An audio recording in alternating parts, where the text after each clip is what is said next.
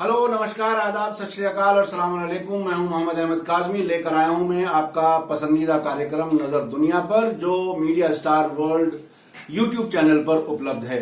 यहां हम वो अंतर्राष्ट्रीय समाचार देते हैं जिसका भारत से उस पर कोई असर होना होता है, और उसके अलावा वो समाचार देते हैं जो आपको अंतर्राष्ट्रीय मीडिया और राष्ट्रीय मीडिया, जिसको मुख्य धारा का मीडिया कहते हैं, वो आप तक नहीं पहुंचाना चाहता। लेकिन साथ साथ मैं ये बता दूं कि ये एक ऐसा कार्यक्रम है जिसको विश्व भर में बहुत पसंद किया जा रहा है। बहुत बड़ी संख्या में लोग इसके सब्सक्राइबर बनते जा रहे हैं। तो अब मैं आज दो बड़ी खबरें लेकर के आया हूं। एक अमेरिका के राष्ट्रपति डोनाल्ड ट्रंप का एक बड़ा फैसला है, और दूसरा खाशोगी हत्या के सिलसिले में क्या बार बार सऊदी अरब बयान बदल रहा है, उसके बारे में है। तो मैं पहले चलता हूं डोनाल्ड ट्रंप के एक बड़े फैसले पर, एक बड़ी घोषणा पर। उन्होंने ये फैसला किया है कि जो रूस के साथ शीत युद्ध के दौरान एक मध्यम दूरी परमाणु शक्ति समझौता था, वो मैं समाप्त करने जा रहा हूं, हम उससे अलग होने जा रहे हैं। उन्होंने रूस पर और चीन पर आरोप लगाया है कि वो उसका उल्लंघन कर रहे हैं, और अगर वो उल्लंघन कर रहे हैं तो हम ही पालन क्यों करें। ये एक ऐसा आरोप है जिसका अभी रूस और चीन ने अभी कोई पुष्टि नहीं की है। दूसरी तरफ जो ये ऐलान किया है उन्होंने कल नेवादा में कहा है कि हम समझौते को खत्म करने जा रहे हैं, हम इससे बाहर होने जा रहे हैं। जब तक रूस चीन नए समझौते के लिए सहमत नहीं होते तो संधि को हम खत्म कर रहे हैं, फिर हथियार बनाने जा रहे हैं। जब तक रूस और चीन उल्लंघन करेंगे हम पालन क्यों करें। ये आप समझिए कि डोनाल्ड ट्रंप ने ये फैसला ऐसा किया है कि जिससे विश्व भर में हथियारों की दौड़ और बढ़े, और ज्यादा उनकी तिजोरियां भरें और उनकी हथियारों का कारोबार बढ़े। दुनिया में चाहे भुखमरी हो, लोग मर जाएं, जंगें हो, एक दूसरे पर भरोसा खत्म हो, कुछ भी हो, लेकिन उनकी तिजोरियां भरनी चाहिए। उधर साथ साथ ही लंदन से जो यूनाइटेड किंगडम, जिसे ब्रिटेन भी कहते हैं, उसके विदेश रक्षा मंत्री गार्वी विलियमसन ने उसका समर्थन किया है ट्रंप के वक्तव्य का। ये जो संधि थी वो 1987 में अमेरिका के राष्ट्रपति रोनाल्ड रेगन और सोवियत यूनियन के उस समय के जो राष्ट्रपति थे मिखाइल गोर्बाचोव, उन्होंने ये मध्यम दूरी और छोटी दूरी के मिसाइल के निर्माण पर रोक लगाने के लिए की थी, और इसमें यूरोप को भी एक तरह से संरक्षण मिल रहा था। और इस पर जो सोवियत यूनियन के पूर्व राष्ट्रपति हैं मिखाइल गोर्बाचोव, उन्होंने कहा है कि ये फैसला कोई महान दिमाग का फैसला नहीं है। यानी ट्रंप को उन्होंने क्या कहा है आप अच्छी तरह से समझ सकते हैं। उसके साथ साथ रूस के जो उप विदेश मंत्री हैं सर्गेई रियाबकोव, उन्होंने कहा है कि अमेरिका का ये खतरनाक फैसला है, इससे हथियारों की दौड़ बढ़ेगी। और दूसरी तरफ उन्होंने एक बात ये कही है कि ये जो मध्यम दूरी की परमाणु शक्ति संधि थी, उसकी अवधि अगले 2 साल में समाप्त होने जा रही थी, और ये जो 1987 में हुई संधि थी, उससे यूरोप और अमेरिका और सुदूर पूर्व के जो देश थे उनको भी सुरक्षा मिल रही थी। और ये संधि अमेरिका और रूस को 300 से 3400 मील दूर तक मार करने वाली, जो जमीन से छोड़े जाने वाली जो प्रक्षेपास्त्र हो सकते हैं, मिसाइल, उन पर एक तरह से पाबंदी थी। अब वो पाबंदी खत्म होगी और इन सभी देशों में जो हथियारों की दौड़ होगी, आप समझ सकते हैं। उसके आगे ये भी कहा जा रहा है कि ट्रंप को विश्व भर की जो हथियारों की दौड़ बढ़ेगी, उससे उनकी और एक तरह से आलोचना होगी। लेकिन ये दुनिया के लिए अच्छी खबर नहीं है। अमेरिका डोनाल्ड ट्रंप के नेतृत्व में अंतरराष्ट्रीय संधियों से अलग होने का एक रिकॉर्ड उन्होंने कायम किया है। वो अब से पहले नेटो के सदस्य देशों को धमकी देकर के बहुत बड़ी रकम हासिल कर चुके हैं। ईरान न्यूक्लियर डील से हट करके पूरी दुनिया को ईरान से तेल आयात की बंद करने की धमकी दी हुई है 4 नवंबर की, और त्राही की स्थिति पूरे विश्व में हो जाए और डोनाल्ड ट्रंप अमेरिका फर्स्ट कहते रहें। ये तमाशा बहुत तेजी से चल रहा है, लेकिन ये पूरे विश्व का एक तरह से इम्तिहान भी है कि ये किस तरह से रिएक्ट करते हैं। बाकी देश मिलकर के बहुत कुछ कर सकते हैं। ये जो सुपर पावर का हवा है, ये डर, जो खौफ, वो मैं समझता हूं सबके दिलो दिमाग से निकलता जा रहा है। और जिस तरह से ट्रंप बिहेव कर रहे हैं पूरी दुनिया के साथ, वो अमेरिका की जो विश्वसनीयता थी वो समाप्त हो रही है, और हो गई तकरीबन। किस संधि पर वो यकीन करेंगे? आपको मालूम है कि जो नॉर्थ कोरिया के साथ भी बात शुरू हुई थी, वहां भी कोई अभी तक संधि नहीं हो सकी। वो भी अमेरिका पर कैसे विश्वास करे जब हर दिन वो किसी ना किसी संधि से बाहर होने की बात करते हैं, धमकी देते हैं, नई संधि करो नहीं तो हम अलग हो जाएंगे। अब रूस और चीन को धमकी दे डाली है कि हम इससे अलग हो रहे हैं। नई संधि यानी उनकी शर्तों पर, ट्रंप की शर्तों पर संधि होगी और उसके मुताबिक आपको चलना पड़ेगा। लेकिन चीन और रूस विश्व की बड़ी ताकतें हैं, ये बात समझने की है। और मैं समझता हूं ट्रंप शायद अभी तक नहीं समझे। ट्रंप ने जापान की अपनी यात्रा के दौरान एक बहुत दिलचस्प बात कही थी। मुझे तो मालूम भी नहीं था विश्व में इतने देश हैं। जब मुझे मुबारकबाद के, कांग्रेचुलेशन के मैसेजेस आने लगे तो मुझे पता चला कि विश्व में इतने देश हैं। तो ये एक ऐसा राष्ट्रपति है जिसको राष्ट्रपति पद पर आने से पहले विश्व के बारे में बेसिक नॉलेज भी नहीं थी। ये एक अजीब सूरत हाल से दुनिया को सामना है। अब हम चलते हैं दूसरी खबर पर। वो जो जमाल खाशोगी की इस्तांबुल में जो हत्या हुई थी, अब कथित कहने की जरूरत नहीं है, चूंकि कल बल्कि इससे और 2 दिन पहले सऊदी अरब ने यह मान लिया है कि खाशोगी की उनके वाणिज्य दूतावास में हत्या हुई थी। अब कल उन्होंने अपना बयान बदलते हुए और किसी तरह से शहजादा मोहम्मद बिन सलमान को बचाने का प्रयास करते हुए उन्होंने अब नया एक रॉयटर्स जो न्यूज एजेंसी है इंटरनेशनल, उसको एक अधिकारी ने, जो 15 लोग वापस गए थे सऊदी अरब, जो इस्तांबुल गए थे, उसको उनके मुताबिक इंटरोगेट करने के लिए और स्वदेश लाने के लिए उनको, जिनको गिरफ्तार किया गया है, उनसे जो कुछ बयान मिले हैं उसकी बुनियाद पर एक सऊदी अरब के अधिकारी ने अपना नाम बताए बगैर कुछ बातें कही हैं, वो बहुत ही दिलचस्प हैं। उन्होंने ये कहा है कि जो लोग पहुंचे थे उन्होंने पहले तो उनमें से जो एक नाम बताया जा रहा है अल मुतरिब, जो 15 लोगों में से एक था, उसने खाशोगी से कहा कि वो स्वदेश वापस चलें और उन्होंने इस बात को नहीं माना। फिर उसके बाद उसने कहा कि तुम मेरा क्या कर लोगे? तो उस पर अल मुतरिब ने कहा कि हम तुम्हें नशा देकर और तुम्हारा अपहरण कर लेंगे।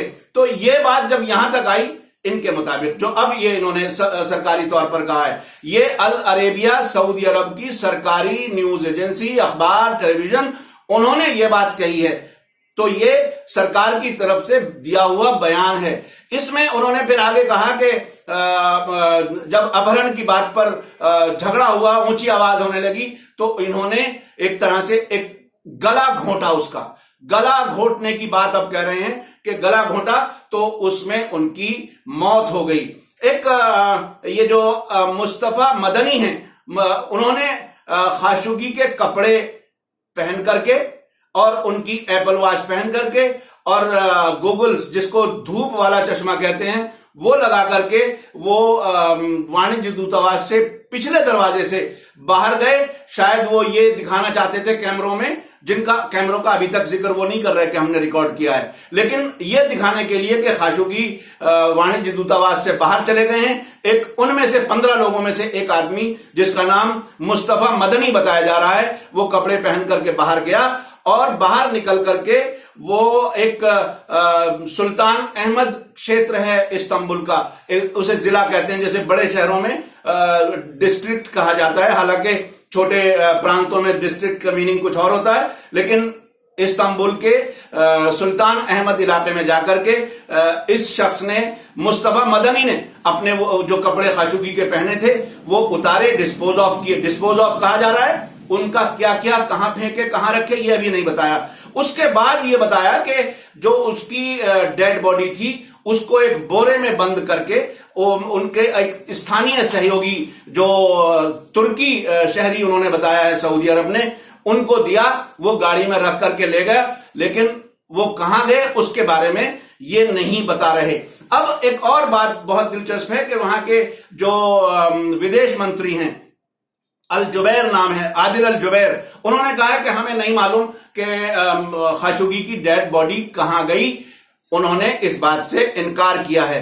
और जब रॉयटर्स के नुमाइंदे ने इस सरकारी अधिकारी से पूछा कि ये बार बार बयान बदलने की क्या वजह है, जो सऊदी अरब अब तक बयान बदलता रहा है, तो उन्होंने कहा कि हमें गलत रिपोर्ट दी गई थी, फॉल्स रिपोर्ट दी गई थी, जिसकी वजह से ये बयान बदले गए हैं। उसके बाद जब उन्होंने बल्कि ये बताया इस अधिकारी ने कि मोहम्मद बिन सलमान जो शहजादे हैं, उनकी तरफ से एक स्टैंडिंग ऑर्डर है कि जो लोग भी उनके विरोधी हैं विदेशों में, उनको वापस लाया जाए, ताकि कुछ विदेशी जो दुश्मन हैं, जब वहां की जबान में जब दुश्मन कहा जाता है तो सीधा सीधा ईरान का नाम उन्हें लेना होता है, और अगर नाम नहीं भी लेते तो ये समझा जाता है कि वो ईरान की तरफ इशारा है, क्योंकि और कोई देश उनकी नजर में कोई उनका दुश्मन नहीं है। तो ये पॉलिसी है कि विदेशों में जो विरोधी रह रहे हैं उनको वापस लाया जाए, ताकि शत्रु देश वो उनका कोई इस्तेमाल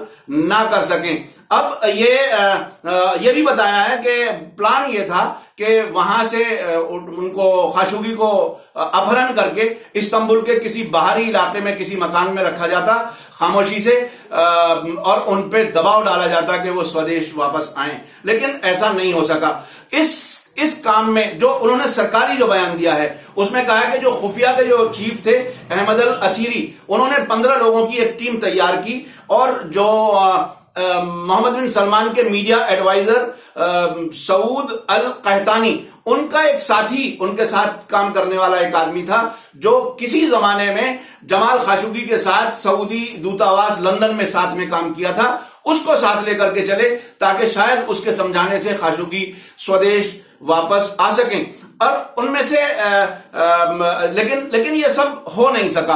आपको मैंने पहले बताया कि अल असीरी को और कहतानी को अपने अपने पदों से हटा दिया गया है।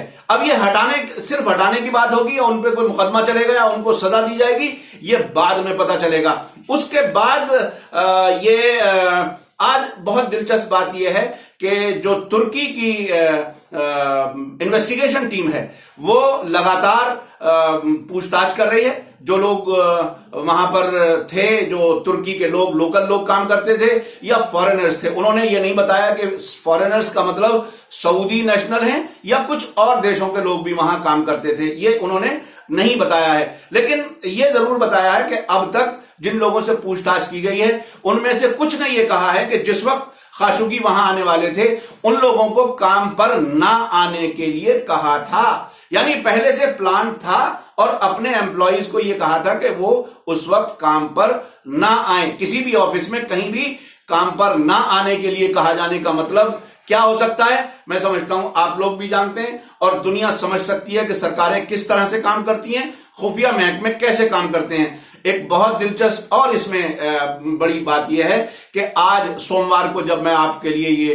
प्रोग्राम रिकॉर्ड कर रहा हूं, आज 18 लोगों को तुर्की के अधिकारियों ने, प्रोसिक्यूशन ने बयान लेने के लिए बुलाया है, ताकि वो और अपनी जांच पूरी कर सकें। और बड़ा प्रेशर जो आने वाला है सऊदी अरब पर, वो कल आएगा मंगलवार को वो अपनी जांच का नतीजा उसकी घोषणा करने जा रहे हैं। अब क्या होगा, इसमें एक बहुत दिलचस्प और मोड़ आया है कि डोनाल्ड ट्रंप और तुर्की के राष्ट्रपति रजब तैयब अर्दगान ने कल फोन पर बात की है। फोन पर बात में क्या मामला तय हुए, चूंकि दोनों सऊदी अरब को ऐसे मौके पर ब्लैकमेल करने से नहीं छूटेंगे, चूंकि $10 करोड़ जब अमेरिकी विदेश मंत्री पिछले दिनों सऊदी अरब में थे, उसी दिन $10 करोड़ सऊदी अरब ने बैंक के जरिए अमेरिका को भेजे हैं।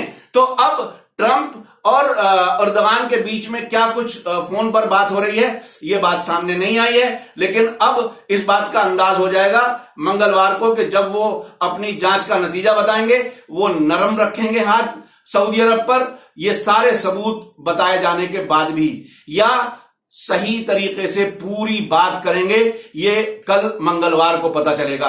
तो आपको ये कार्यक्रम कैसा लगा नजर दुनिया पर, ये आप इस वीडियो के नीचे जो कमेंट्स का सेक्शन है उसमें कमेंट्स करें, और आप लोगों में से जिसने भी अभी तक सब्सक्राइब नहीं किया है उसे इस चैनल को सब्सक्राइब करें। सब्सक्राइब लाल रंग से लिखा है, उस पर क्लिक करें। उसके फौरन बाद आपको एक घंटी नजर आएगी, उसको क्लिक करें। अभी तक मुझे ऐसा लगता है कि बहुत लोगों ने शायद सिर्फ सब्सक्राइब का बटन दबाया है, घंटी का नहीं दबाया है, उनको नोटिफिकेशन अभी नहीं मिल रहे हैं। तो आप इस तरह से रेगुलर इस कार्यक्रम से जुड़ें ताकि आपको जैसे ही नई वीडियो अपलोड हो आप तक पहुंच जाए। इसके अलावा इस कार्यक्रम को आप फेसबुक, इंस्टाग्राम और ट्विटर पर भी फॉलो कर सकते हैं, और आपकी तरफ से जो सराहना मुझे मिल रही है, जो हिम्मत मुझे मिल रही है, मैं रोज आपके पास वो सच्चाई, वो हकीकत सामने ला रहा हूं जो दुनिया का कोई मीडिया आप तक नहीं पहुंचा रहा। और हर खबर के साथ मैं ये भी बता रहा हूं